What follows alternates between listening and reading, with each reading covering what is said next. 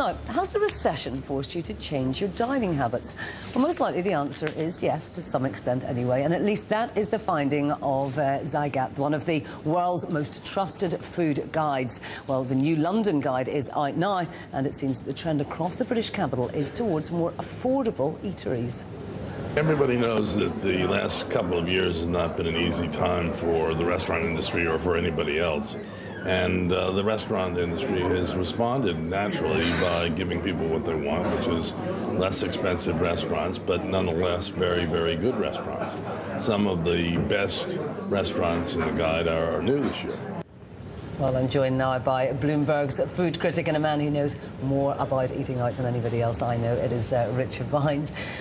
Richard, very interesting, the results of this survey, and it does seem like some of the big names that we're used to hearing about, Gordon Ramsay in particular, is losing his crown a little bit. Is that fair? Well, there's a young pretender now. There's an Australian chef called Brett Graham, who's only 31, opened his restaurant 5 years ago, the Ledbury, and he took the top place for food, which is dethroning Gordon, who'd been there for 2 years. Right. So it is a big development, and Brett's a fantastic chef, grows vegetables in his garden, grows herbs in the kitchen, and his restaurant's great, the Ledbury. So I spoke to him and asked him about the result, and here's what he had to say. You know, Zagat, it's another one of those, you know, one of those awards that's recognised by normal, everyday diners. So we have lots of customers who work out where they're going to eat purely on Zagat.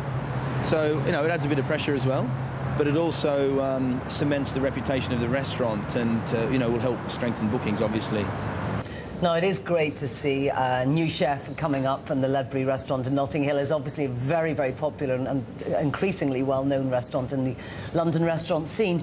But it wasn't all bad news for Gordon Ramsay, was it? Well, Gordon took the prize for most popular restaurant, and right. I think Gordon's gone through quite a tough time and might be quite happy to get a prize for popularity. But he knocked Wagamama off that top spot. Anyway, he spoke about the award and received it here. Should we watch that? Let's hear him. Thank you. Means a lot. I'm very happy. A small restaurant, barely 10 tables, 40 seats, being the most popular.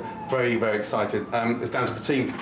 12 years this week we've been open, and it was on the back of Pierre Kaufmann's generosity, the reason why we got that restaurant. He made the most amazing statement and gave me deferred payment when I didn't have a pot to piss in back in 1998. So we handed over half the money, and he was very generous and allowed me to pay the outstanding fee a year later, which, from a Frenchman, that's bloody good news. Did I detect a little bit of a humble Gordon Ramsay there? Fairly unlikely, fairly unlike him. What was the restaurant he was talking about? Which one? Oh, sorry, he took over. Pierre Kaufmann had a restaurant in Royal Hospital Road.